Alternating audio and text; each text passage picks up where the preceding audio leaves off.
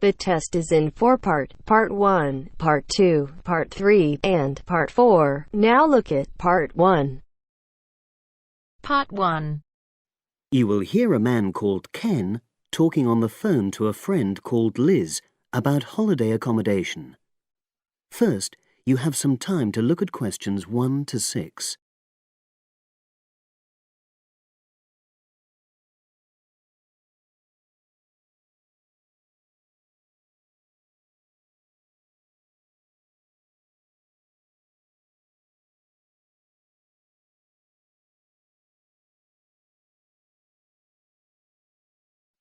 Now we shall begin.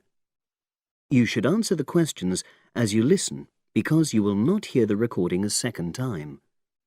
Listen carefully and answer questions 1 to 6.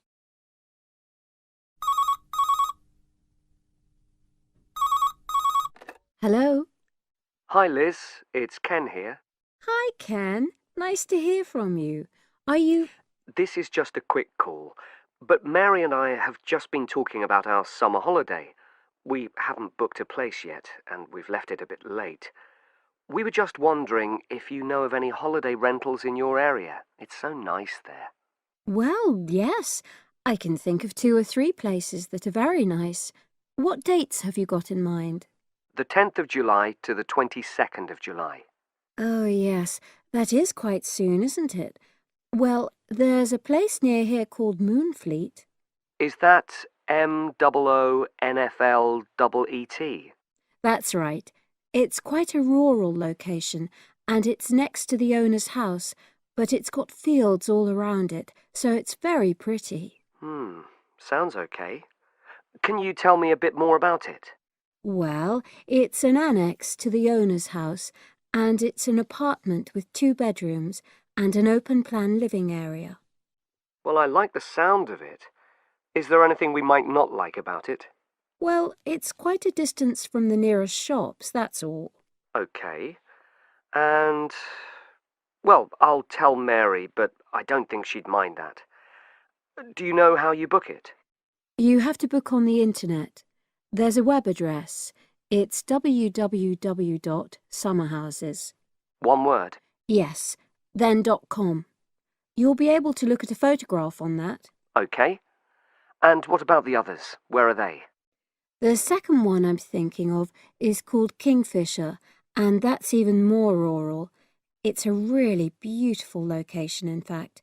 It's by the river, and it's got nice views. It overlooks woodland on the other side.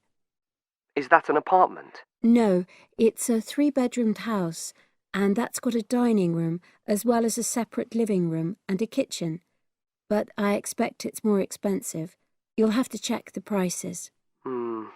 It's probably a bit bigger than we need, but our nephew might be joining us. We're not sure yet. How do you book Kingfisher?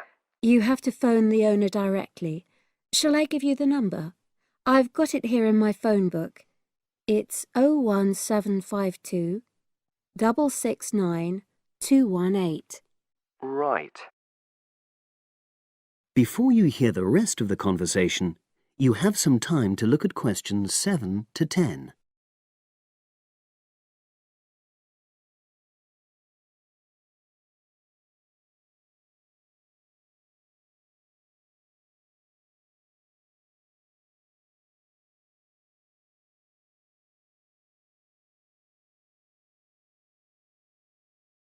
Now listen and answer questions 7 to 10.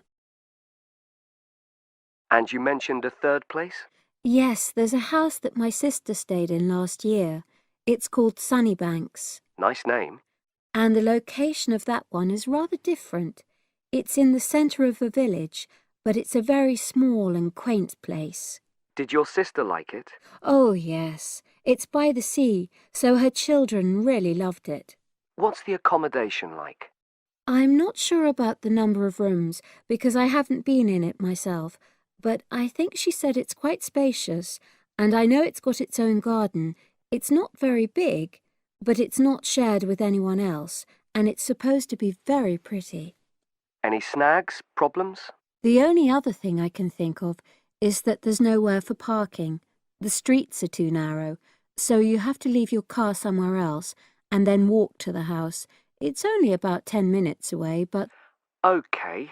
Well, I don't think it matters personally. How do you book it? There's an agent you have to contact. I don't know his details, but I can ask my sister and let you know tomorrow. Thanks, Liz. That'd be great. I'll talk to Mary and see what she says. Thanks for your help. That's okay, Ken. I'll speak to you again tomorrow. I hope you find what you're looking for. That is the end of part 1. You now have half a minute to check your answers.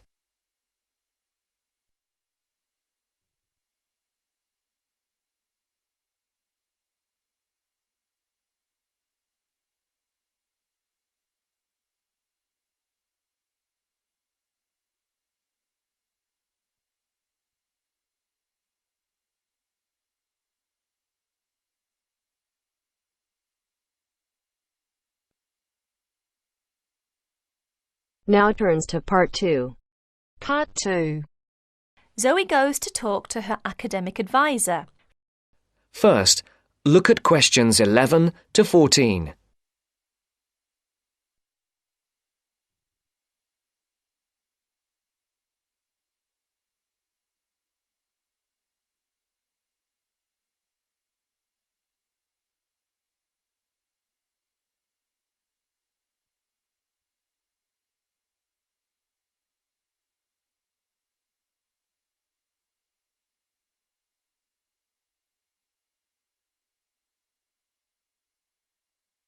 Listen carefully. How are you getting on, Zoe? Feeling at home yet? Well, more or less. There are still some things I need to buy, and I haven't found my way to all the facilities yet, but I really love the campus, and I've already made a few friends. Fantastic. Now let's see what we can do to get your studies off to the right start too. You're on the foundation course, so you can take up to 8 modules. What we advise is that you take 4 modules in the first semester and, assuming everything goes well, 4 in the second. Have you decided which you want to take in this semester? I haven't made my mind up yet. I can't decide whether to take Principles of Marketing or Introduction to International Trade. Well, that depends on your career goal. You're planning to work in the biotechnology sector, aren't you? Well, that's my present thinking, but I guess I might change my mind. Right, well, marketing is a broad general subject that you will find really useful in a number of careers. International trade, on the other hand, is more specific. That's fine if you're sure it's the sort of work you want to do. A lot of students start off thinking about that option because it seems glamorous, but marketing can also be an exciting career, and there's a wide choice of jobs. Maybe you ought to wait until your career ideas are a bit more definite before you go down that road. Yes, I see. I could take International Trade next year, couldn't I? Sure. You could do international finance as well. So, in your first semester, you've got Principles of Marketing, Introduction to Economics, Banking and Finance, and let's see, Principles of Financial Accounting. How do you feel about that as a package? It's okay, I think. Before the broadcast continues, look at questions 15 to 20.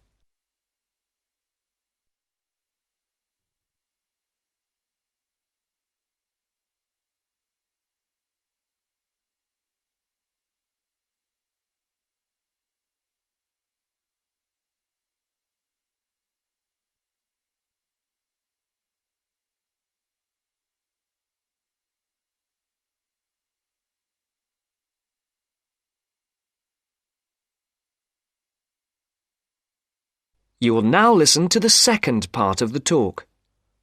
But I'm a bit worried about the maths. There'll be some statistics to do, won't there?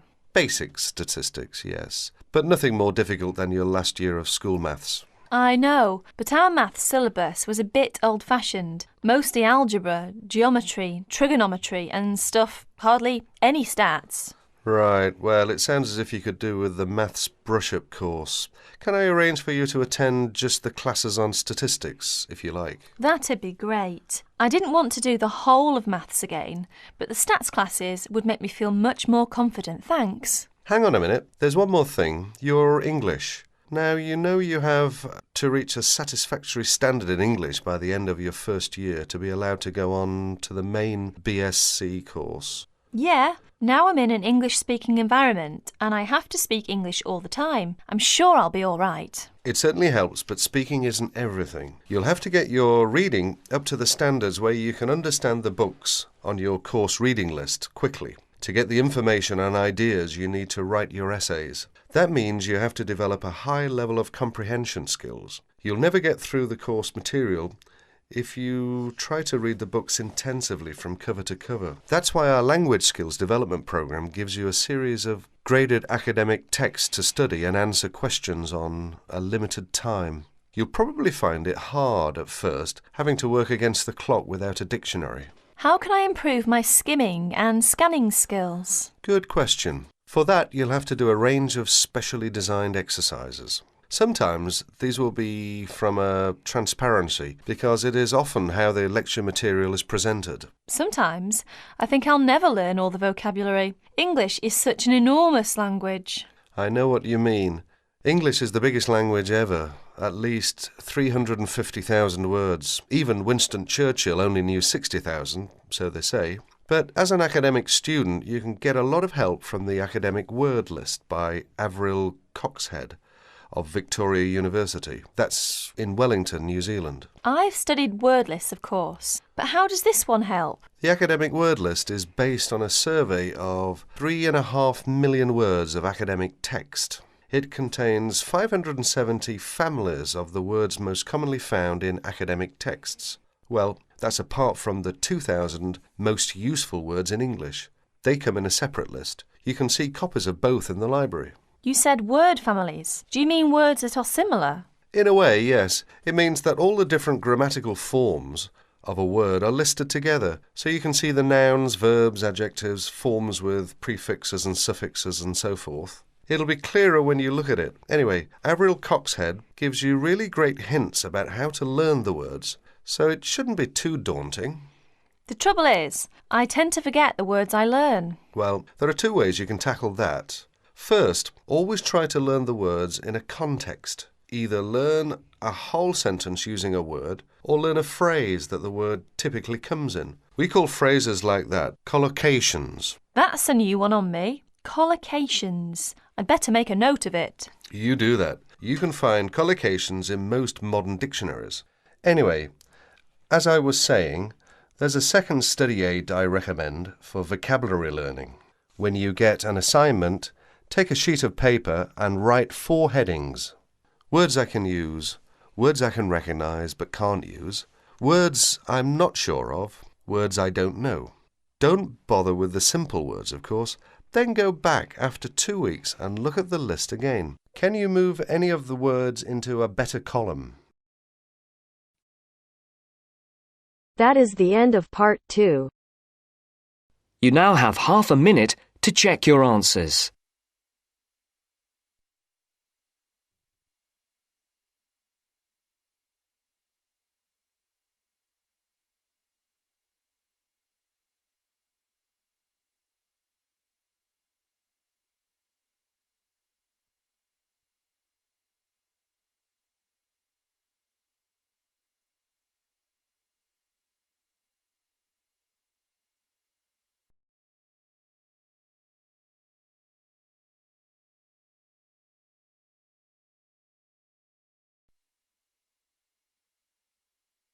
Now turns to part 3. Part 3. The next important development in how history is recorded came with print. First, you have some time to look at questions 21 to 25.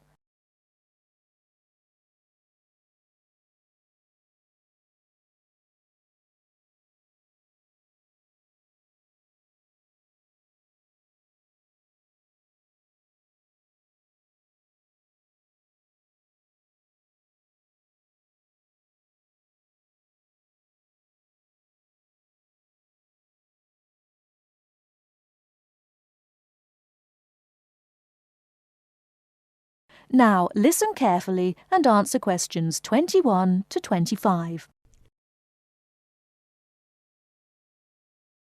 The next important development in how history is recorded came with print. In the 8th century, the Chinese invented paper and woodblock printing. Remember that up to this time, very few people could read and write, and so only a very small number of people could understand written history. Suddenly, many books appeared, and many more people learnt to read. In the 14th century, the first printing press was invented in Germany. This reduced how long it took to produce books. The new printing technique quickly spread to other parts of the world. More books appeared, and even more people learnt to read. The first printed newspaper appeared in 1605, and the first daily newspaper in 1702. Now, people could read news stories soon after the event happened, and every event was recorded and stored. The problem with newspaper history is that newspaper reporters could tell the stories they wanted to tell, and not necessarily the truth. Photography was the next important development. We generally agree that photography was born in 1839. Some of the earliest photographs that the public saw were images of the American Civil War. Before you hear the rest of the talk, you have some time to look at questions 26 to 30.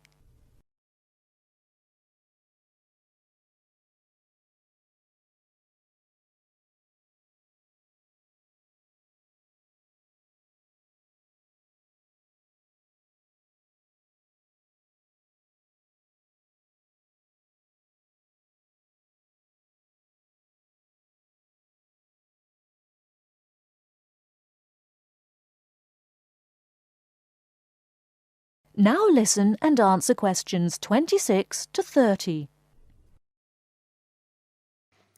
People were shocked by the photographs of dead soldiers, and for the first time saw the reality of war. By 1850, photographs appeared regularly in newspapers, and people now expected the truth. At the end of the 19th century came the first motion picture camera. Soon, history was being recorded as moving images. In the 1930s, television brought moving images into people's homes. More and more people saw history as it happened, and more history was recorded. Today, of course, we expect that every event in the world is recorded. Satellite TV and the Internet allow people to watch any event, anywhere in the world, as it happens. It doesn't matter if the TV cameras are not there. People carry around mobile phones and can record any incident and then share it online. Families have their own video cameras and record their own history. Children now grow up watching their parents and grandparents on film.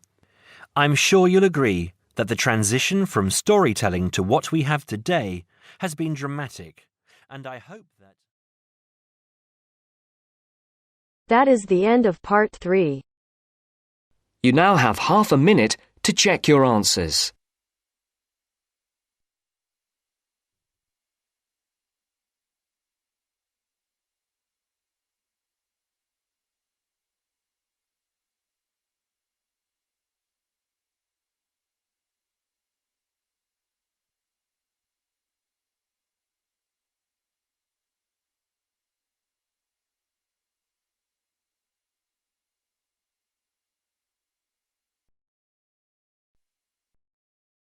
Now turns to part 4. Part 4. You will hear a talk about the pitfalls and pleasures of being a postgraduate student.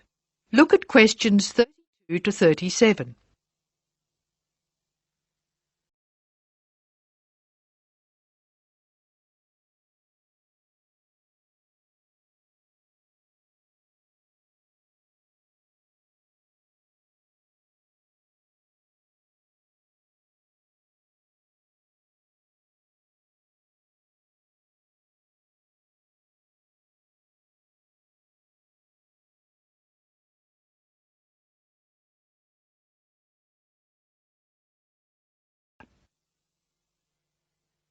Postgraduates are about as easy to define as catching steam in a bucket. Courses can be vocational, for training, as research, as a preparation for research, or a combination of these. Also, you can choose between full-time and part-time. Increasingly, the approach to postgraduate study is becoming modular. The vast majority of postgraduates are doing short, taught courses, many of which provide specific vocational training. Indeed, there has been a 400% increase in postgraduate numbers in Britain over the past 20 years. Current figures stand at just under 400,000. People undertake postgraduate study for many reasons. These may be academic, intellectual challenge, development of knowledge, vocational, training for a specific career goal, or only vague, drifting into further study. It is essential that you determine the reasons you want to become a postgraduate. If you have clear goals and reasons for studying, this will enhance your learning experience and help you to remain focused and motivated throughout your course. Where you study should be based on much more than the course you want to do. For some courses, you're likely to be there for several years, and it is important that you are happy living there. Check also what type of accommodation is available, and whether the institution provides any housing specifically for postgraduates. Choosing an institution and department is a difficult process. To determine quality, do not rely on the reputation of an institution, but find out what the ratings are from the most recent assessment exercises. Find out about the staff, their reputation, competence, enthusiasm, and friendliness. Visit the department if possible and talk to existing postgraduates about their experience, satisfaction, comments and complaints. Be very careful to check how they feel about their supervisors. Also, check what facilities are available, both at an institutional level, for example libraries, laboratory and computing facilities, and in the department, for example study room, desk, photocopying, secretarial support, etc. Everyone will have their own priorities here. I am always anxious to check the computer support available and regard it as slightly more important than library access. Your working environment and the support available to you plays an essential part in making your work as a postgraduate a positive experience. Life as a postgraduate can be very different to your other experiences of education. Things that can distinguish your experience are the level of study, independence of working, intensity of the course, the demands on your time, and often the fact that you're older than the majority of students.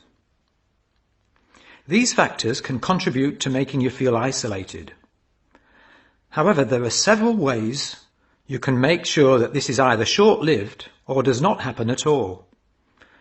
Many student unions have postgraduate societies that organise social events and may also provide representation for postgraduates to both the student union and the institution. Departments can also help to create a sense of identity and community, and often have discussion groups available. Don't be afraid to talk to staff about any difficulties you might be having. Of course, universities provide counselling services, but we have found that the best advice comes from talking to other postgraduates who may have faced similar difficulties. Look at questions 38 to 40.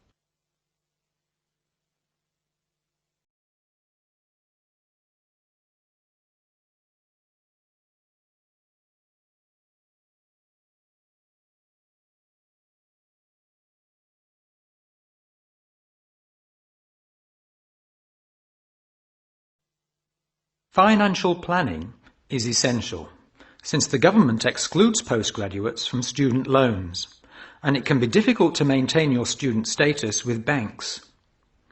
This has implications for free banking and overdraft facilities. Do not underestimate your living costs, including food, accommodation and travel. And be careful not to budget for everything except a social life. Funding a course is one of the most challenging things people face when considering postgraduate study. Most postgraduate students finance themselves. They pay often very large fees to the institution and receive no maintenance income to support their study. Make sure you know exactly what your costs will be.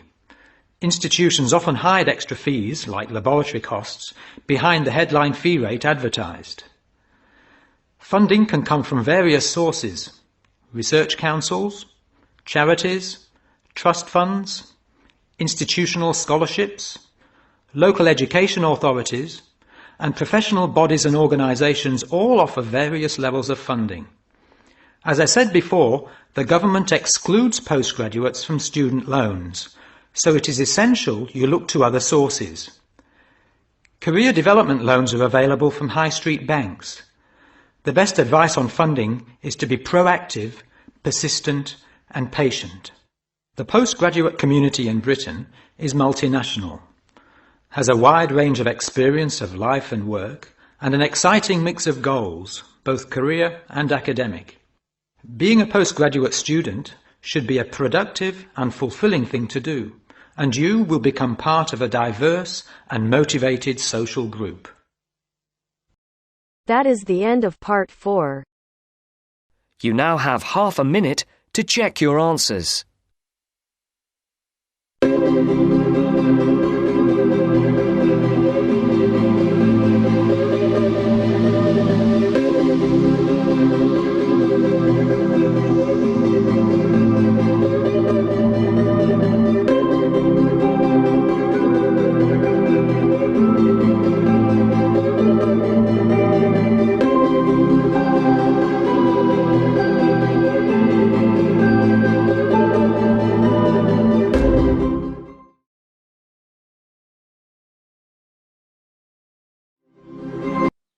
Our question is, intelligence is most important quality for our leaders. Do you agree or disagree? So इसमें हमने ये बताना है कि हम इस बात से एग्री करते हैं या डिसएग्री करते हैं कि जो लीडर है उसके लिए इंटेलिजेंस ही सबसे ज़्यादा ज़रूरी क्वालिटी है. So let's start with the answer. Leader is someone who prompt others and show them right path. The prompt means lead. So leader ऐसा पर्सन होता है और दूसरों को लीड करता है और उनके सही रास्ता दिखाता है. Every country or community requires a leader if they want to reach at the heights of success. So सभी कंट्रीज को और कम्युनिटीज को एक लीडर की ज़रूरत पड़ती है अगर उनको अपनी सक्सेस की हाइट पे पहुंचना है, मीन्स सक्सेस गेन करनी है. In this essay, we will discuss about endowment of a leader, and I partially agree that intelligence is most decisive to be a leader. Endowment means qualities and decisive means important. So इस essay में हम leader की qualities के बारे में बात करेंगे और मैं इस बात से partially means not fully और मैं इस बात से half agree हूँ कि जो इंटेलिजेंस है वो बहुत ज़्यादा इम्पॉर्टेंट है एक लीडर के लिए. Undoubtedly, numerous qualities are enforced to be a leader. Enforced means required. But if person is intelligent, he can easily become intimate with other quality and can easily acclimate them. Intimate means he can easily become familiar. Intimate means familiar and acclimate means adapt. सो इसमें कोई doubt नहीं है कि बहुत सारी qualities हैं जो leader बनने के लिए ज़रूरी हैं, लेकिन अगर एक पर्सन इंटेलिजेंट है वो दूसरी क्वालिटीज़ को बहुत ही जल्दी उनसे फेमिलियर हो जाता है और उन्हें अडेप्ट कर लेता है. An intelligent leader can take appropriate decisions as he keeps good level of knowledge and understand the covets of others. So meaning of covets is needs. So जो इंटेलिजेंट लीडर है वो अप्रोप्रिएट डिसीजंस मीन्स एक अच्छे decisions ले सकता है क्योंकि उसकी अच्छी नॉलेज होती है और वो दूसरों की ज़रूरतों को भी समझता है. However, only intelligence is not enough to vanquish the hearts. Vanquish means conquer or win. Person should be disciplined and hardworking so that he can instigate his followers. अगर हम दूसरी तरफ की बात करें तो सिर्फ इंटेलिजेंस ही लोगों के दिलों में जगह बनाने के लिए काफ़ी नहीं है. जो लीडर है वो डिसिप्लिन्ड और हार्ड वर्किंग होना चाहिए ताकि वो लोगों को इंस्टिगेट यानी कि मोटिवेट कर सके. Politeness in the nature of a leader also plays a crucial role because a polite person can make place in the hearts of people easily. तो जो पोलाइट पर्सन होता है वो दूसरों के दिलों में अच्छे से जगह बना लेता है because of his polite nature. तो ये भी एक क्वालिटी है जो कि लीडर में होनी चाहिए. Apart from this, gratitude and communication skills makes a person in line for handling the position of leader. In line means unique. So जो ग्रेटिट्यूड की जो उसकी मेंटेलिटी है और कम्युनिकेशन स्किल्स अच्छी है, तो इस वजह से भी जो लीडर है वो अपने आप को एक पोजीशन को हैंडल करने के लिए यूनिक और या फिर एबल बन सकता है. Effective communication make way for effective leadership and the nature of gratitudes make person unique. So अगर आपके पास इफ़ेक्टिव कम्युनिकेशन स्किल्स हैं तो आप इफ़ेक्टिव लीडर भी बन सकते हैं और आपका जो दूसरे को थैंक्स गिविंग का नेचर है वो यूनिक बनाता है. A little appreciation of work done by his admirer or followers encourage them to do task with dedication.